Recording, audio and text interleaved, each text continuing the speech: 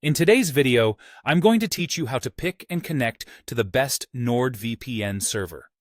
We'll keep it simple, clear, and fast so you can get a reliable, speedy connection in just a few clicks. First, open the NordVPN app and log in. Make sure you're using the official app on your computer. Once the app loads, sign in with your account so the dashboard can show you available servers. If you've just installed the app, the login screen will appear right away. After that, it'll take you to the main interface. Next, look to the left panel. Here, you'll see two useful sections: Specialty and Countries. Specialty includes options tailored for specific use cases, while Countries lists all available locations. Click either Specialty or Countries to reveal the server list. This is where you'll select a server based on load and proximity. Now, in the server list, find the load percentage beside each server. The load percentage tells you how busy a server is at that moment.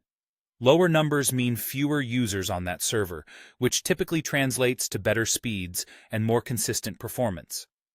Go through the list and identify the server with the lowest load. This will be your best bet for a smooth connection right now. Before you connect, hover your mouse over the options to check which server is closest to your location.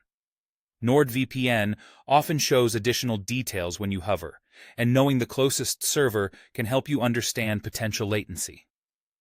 Distance can affect ping, so it's useful context as you're reviewing the list.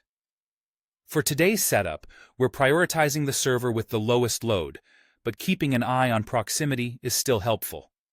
When you've found the server with the lowest load, click Connect. You might see a Connect button appear when you hover, or you can click directly on the server entry to start connecting.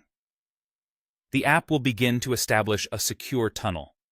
Finally, wait for the status to show Connected.